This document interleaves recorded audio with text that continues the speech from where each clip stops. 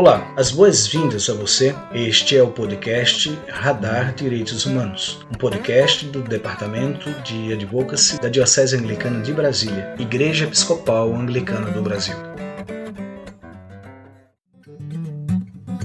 Olá pessoal, me chamo Rodrigo Espiuca, sou clérigo da Diocese Anglicana de Brasília e falo em nome do Departamento de Advocacy da nossa Diocese.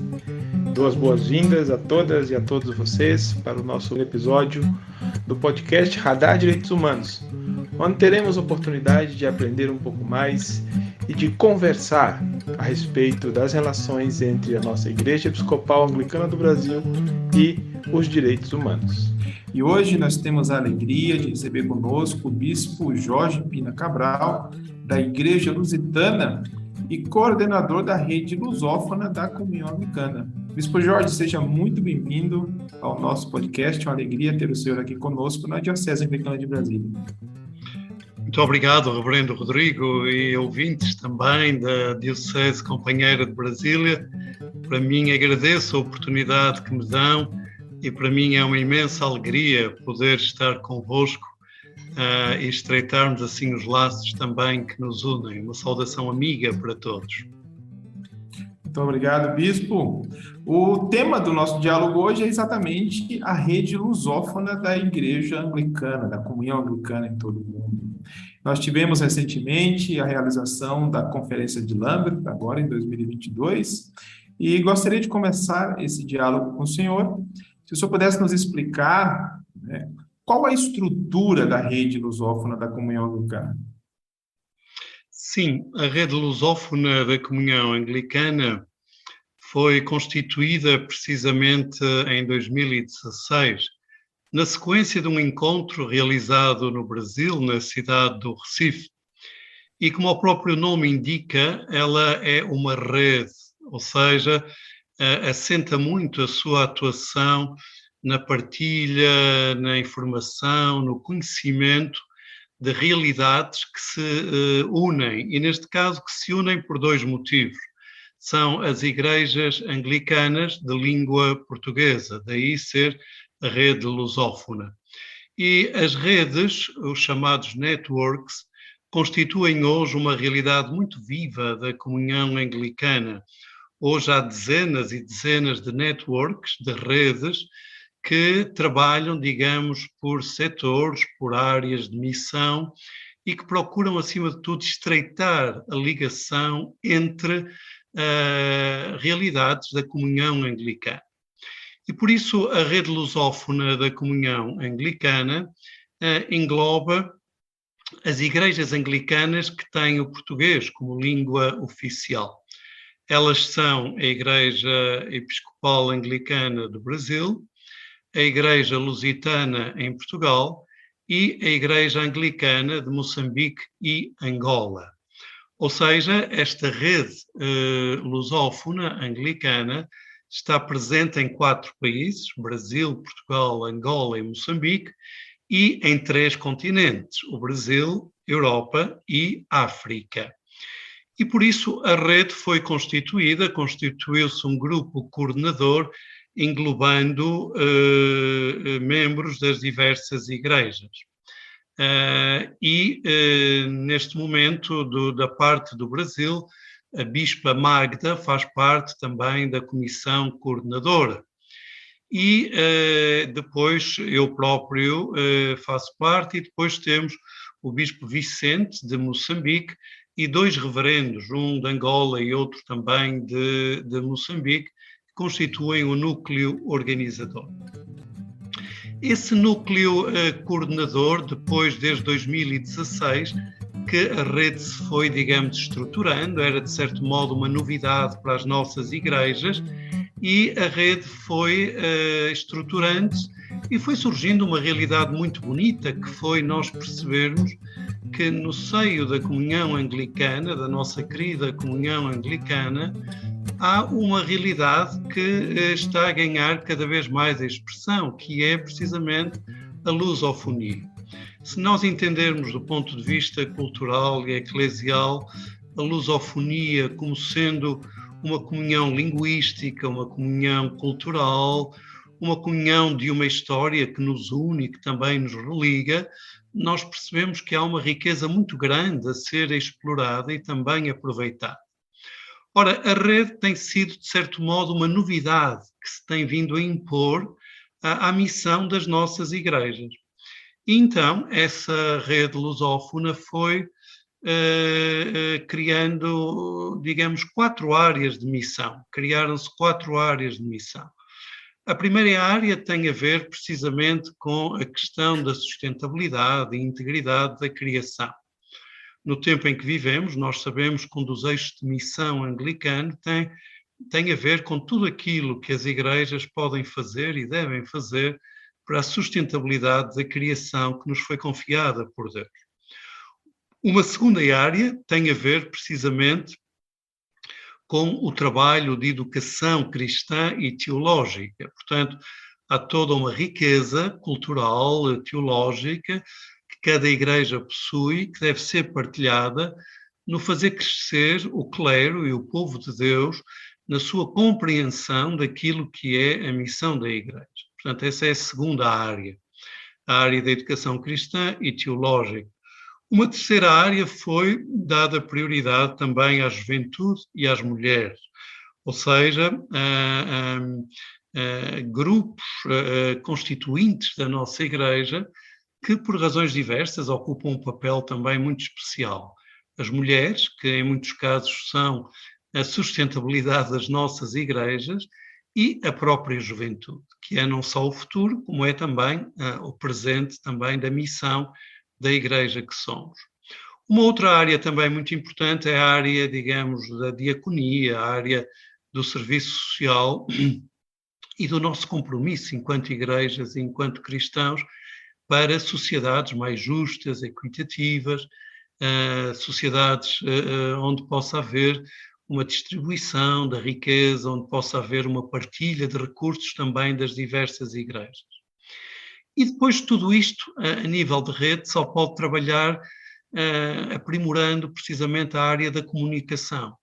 Se nós pensarmos que as igrejas estão em continentes diversos, afastados entre si, a comunicação é vital.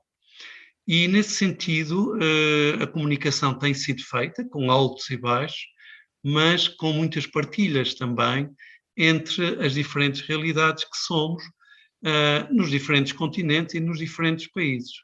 Portanto, a rede não é uma instituição, não é uma organização, não é uma entidade jurídica, é, acima de tudo, uma realidade que vive daquilo que as igrejas forem capazes de dar e souberem dar também. Muito bem, bispo. E nós sabemos que, recentemente, houveram alguns desenvolvimentos nessa rede lusófona com a criação de uma nova província, não é verdade? É verdade, é o grande desenvolvimento, digamos assim, do ano que passou. Em 2022 foi criada a 42ª província da Comunhão Anglicana, e essa província é constituída pela Igreja Anglicana de Moçambique e Angola. Ou seja, as igrejas em África, em Moçambique e em Angola, têm o português como a sua língua comum, e fruto dessa cultura comum e da sua especificidade lusófona, foi criada e constituída uma província que é, se quisermos, a província lusófona da Comunhão Anglicana em África. Então essas igrejas, Angola e Moçambique, uniram-se e criaram esta nova realidade. Ora, como nós sabemos, o cristianismo em África está em grande desenvolvimento, está também em grande crescimento. Por outro lado, Angola e Moçambique são países que também têm vindo a desenvolver-se muito e a crescer. São países também de uma grande latitude, muito grandes, de uma área geográfica imensa também, e essas sociedades são também muito jovens. A breve trecho, quer Angola, quer Moçambique, caminham para cerca de 40 a 50 milhões de habitantes, cada uma delas. Portanto, Angola e Moçambique são países muito jovens, são países onde a juventude é predominante na sociedade, por exemplo, ao contrário da Europa, que assiste a um declínio, digamos, demográfico. Ora, as igrejas acompanham esse crescimento. As igrejas têm vindo a crescer muito, neste caso em Moçambique e também em Angola. Então, o que foi criado foi novas dioceses, quer em Moçambique, quer também em Angola. Portanto, essas igrejas reconfiguraram-se para poderem desenvolverem-se, digamos, localmente e também enquanto província.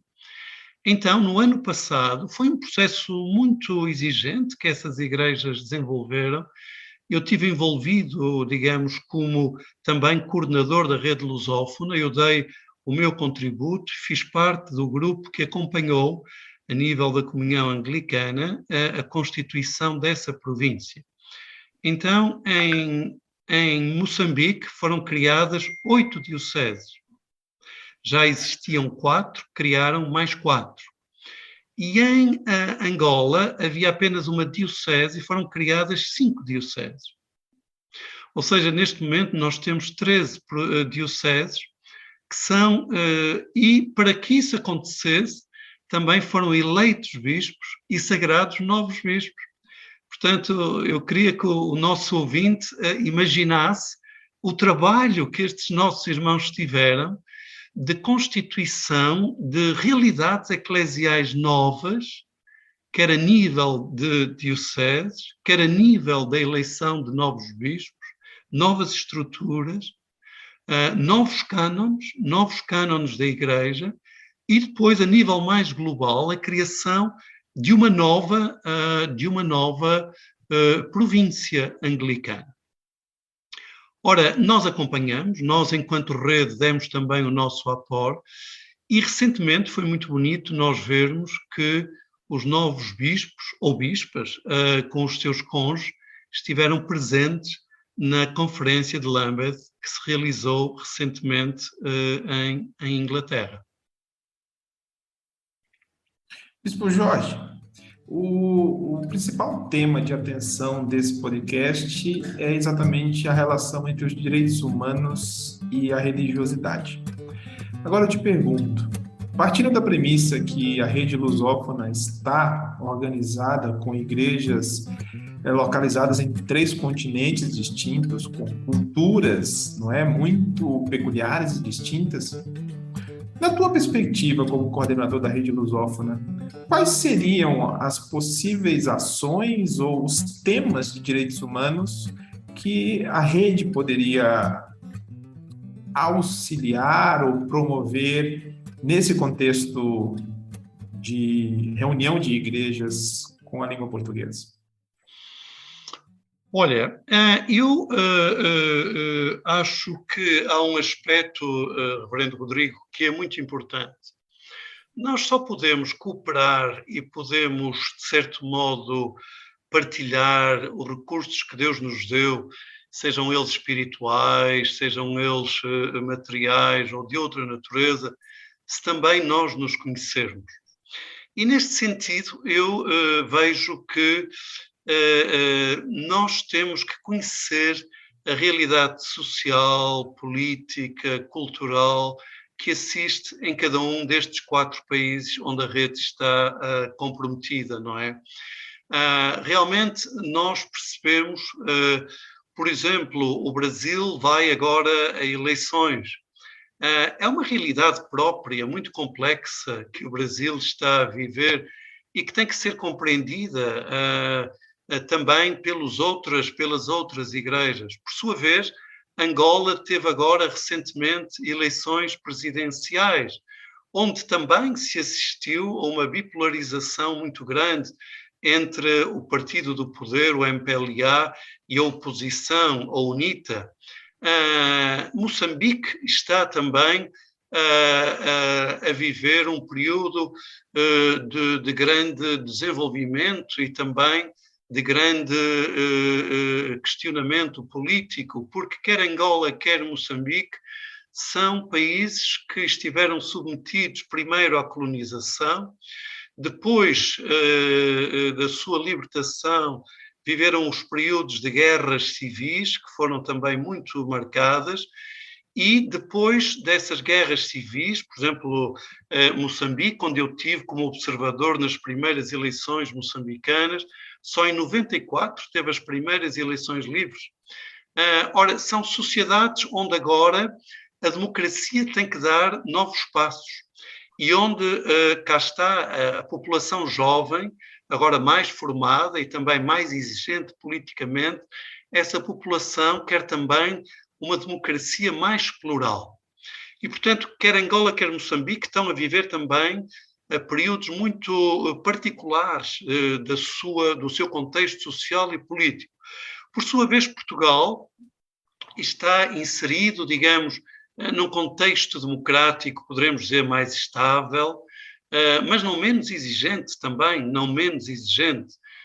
Nós estamos a viver em Portugal, também nos confrontamos com aquilo que toda a Europa, eu diria até todo o mundo, se confronta, que é o chamado fenómeno do populismo, que procura extremar posições e que procura também radicalizar posições políticas, levando as pessoas para extremos de visões, de entendimentos daquilo que é a vida. Ou seja, há um primeiro aspecto que eu considero importante e que a rede pode dar a conhecer, que é o conhecimento de realidades que são diversas. Ou seja, apesar de haver uma mesma língua, apesar de termos laços que nos unem, nós vivemos realidades que são complexas. E se a rede quer poderemos dizer, quer ter uma participação, vocês aí no Brasil têm que fazer um esforço para perceber a realidade em África, que é diferente da vossa. E perceber também a realidade na Europa, em Portugal, que é também diferente da nossa. E nós temos que fazer um esforço para perceber a vossa realidade. E será desta humilde e ao mesmo tempo esperançoso desejo de conhecer contextos culturais, políticos, sociais diferentes, que a nossa rede também se vai também estruturando e que vai ganhando também. Ou seja, eu não posso querer impor ao Brasil aquilo que é a minha visão europeia. E vocês no Brasil também não podem querer impor a vosso contexto social, cultural e político àquilo que é a realidade africana, que tem uma cultura própria e que tem um modo de se organizar também diferente daquele que é o vosso e até o nosso também na Europa. Ora, a rede tem esta obrigação, que é o do conhecimento, o da partilha, o da aprendizagem humilde, o do respeito também das diferenças que nos unem, porque nós temos diferenças também culturais, de entendimento, de perspectivas até também teológicas. O segundo aspecto é nós percebermos que os direitos humanos têm que ser contextualizados e, portanto, há valores que têm que ser valores vividos. O valor da liberdade, o valor da justiça, o valor da solidariedade, o valor do respeito pelas minorias, o valor do respeito pela diversidade, enfim, essa cartilha dos direitos humanos não pode ser imposta, mas tem que ser proposta na sua universalidade. E, nesse sentido, eu acho que nada melhor do que nós partilharmos experiências. Vocês têm no Brasil uma experiência riquíssima, por exemplo, daquilo que está a ser o vosso trabalho com os povos originais, não é? Que antes se chamava os povos indígenas. Isso é uma riqueza, algo de maravilhoso que deve ser também partilhado.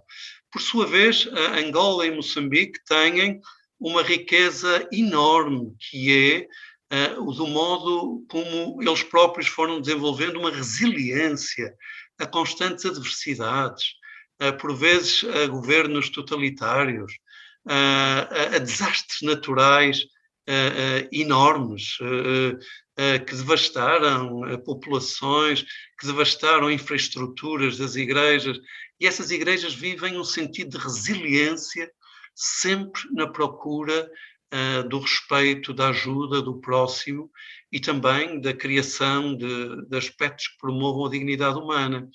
Por sua vez, nós aqui em Portugal, sendo uma igreja minoritária, nós temos vivido também este modo de ser igreja, que é um modo de ser igreja minoritário, na escuta daquilo que são as realidades que nos cercam, procurando também fazer pontes e procurando também perceber estas diferentes realidades. Por isso, há aqui um modo de viver os direitos humanos, de contribuir, mas eu diria que a melhor maneira de promover os direitos humanos é, acima de tudo, partilhando com os outros aquilo que temos feito nas nossas diferentes realidades e, ao mesmo tempo, também conhecer o que é que as outras igrejas estão a fazer.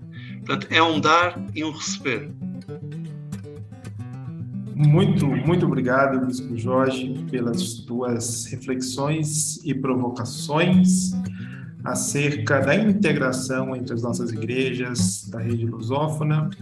E para nós concluirmos esse nosso bate-papo, eu vou te deixar um espaço para provocar a nossa Diocese Anglicana de Brasília, que mantém uma relação de companheirismo, não é, com a Igreja Lusitana. Então, o que o senhor teria a nos dizer, enquanto Diocese Anglicana de Brasília, para fomentar esse companheirismo de forma mais concreta, mais evidente e mais alegre? Olha, em 2016 eu lembro-me que conheci um pouco da vossa diocese, tive a alegria de ser recebido pelo Bispo Maurício e também pela sua esposa Sandra. Eles guiaram-me também no conhecimento da vossa diocese, do vosso trabalho. Na altura nós falamos muito e um dos aspectos que achamos que seria muito importante era haver o intercâmbio de pessoas, não é? O intercâmbio de clero, o intercâmbio também de leigos. Então, nós aqui em Portugal podermos acolher durante 1 ano, 2 anos, gente aí da Diocese de Brasília que quisesse vir aqui para Portugal, conhecer a nossa realidade, colaborar connosco, e também gente aqui de Portugal que pudesse ir aí para Brasília, estar convosco, ajudar-vos, levar um pouco também dos nossos dons espirituais e partilhar convosco. Portanto, este intercâmbio, acho que depois da pandemia que nos impediu, acho que é um imperativo, ou seja, depois do afastamento físico, nós temos que promover agora a comunhão presencial também. Esse era um dos desafios que eu acho que é muito importante. O outro desafio é também colocarmos os nossos trabalhos sociais em conexão. Eu lembro muito bem do trabalho que eu visitei, que nós também temos, de certo modo, ajudado dentro das nossas possibilidades, o trabalho com crianças que vocês têm, crianças de favela até, de grandes necessidades, aí bem perto de Brasília, que é um trabalho magnífico, mas nós também o temos. Nós temos também um trabalho com as comunidades, com a integração de famílias, com os idosos. Então, nós temos que partilhar essas visões diaconais que temos e pôr a nossa gente também em conjunto. E um terceiro aspecto, eu acho que pode e deve passar também pelas paróquias, não é? Eu gosto sempre de sublinhar este aspecto. A pia batismal que vocês têm na vossa bonita catedral em Brasília, ela foi oferecida pela Igreja Lusitana. É uma pia batismal de uma peça única de mármore português e que tem uma inscrição que é também: a verdade vos libertará. Então, estes símbolos de beleza, de estética litúrgica, ao mesmo tempo também de empoderamento da palavra de Deus, têm que ser alimentados. Ou seja, nós temos que deixar o Espírito Santo guiar-nos para que a arte, a cultura, a vossa rica cultura, a nossa rica e milenar cultura, também lusófona, possa ser partilhada. Portanto, há também uma dimensão estética, cultural, que deve aproximar as nossas igrejas e também o povo das nossas igrejas. Agora, o que eu acho é o seguinte, é que quer nós em Portugal, quer também a Diocese de Brasília, tem que inscrever o trabalho da rede lusófona como uma prioridade. Muitas vezes nós estamos tão preocupados com as nossas próprias dioceses, com tanto que há a fazer nas nossas dioceses, e eu sei que há, porque somos dioceses minoritárias, com parcos recursos financeiros, humanos, materiais, que muitas vezes esquecemos outras dimensões mais globais. Mas nós temos que ter uma intervenção local com este pensar global. E isso significa que a rede lusófona deve ser uma prioridade também para a Diocese de Brasília, como também nós procuramos que seja uma prioridade para a Diocese aqui lusitana. E por isso esperemos que em breve também a rede lusófona, alimentada agora pela Conferência de Lambeth, onde pudemos estar, e foi muito rico os bispos estarem, como também os cônjuges dos bispos e das bispas. Nós saímos com novas ideias, conhecemos-nos também melhor, foi possível olharmos cara a cara, foi possível darmos um abraço, foi possível estarmos juntos. Também agora vimos com novas ideias e com novos entusiasmos, e eu espero que a rede lusófona nos possa animar a todos na nova missão que somos chamados também a desenvolver. Muito obrigado mais uma vez, Bispo Jorge, pela tua participação no nosso podcast Radar Direitos Humanos, com estas tuas provocações acerca do nosso companheirismo. Nós encerramos esse encontro, fica com o nosso fraterno abraço e gratidão, e em nome do Bispo Maurício, mais uma vez, o nosso agradecimento. Muito obrigado. Eu sou o Rodrigo Spiuca, vocês estão ouvindo o podcast Radar Direitos Humanos e hoje nós conversamos com o Bispo Jorge Pina Cabral, da Igreja Lusitana. Fiquem em paz e até o próximo episódio.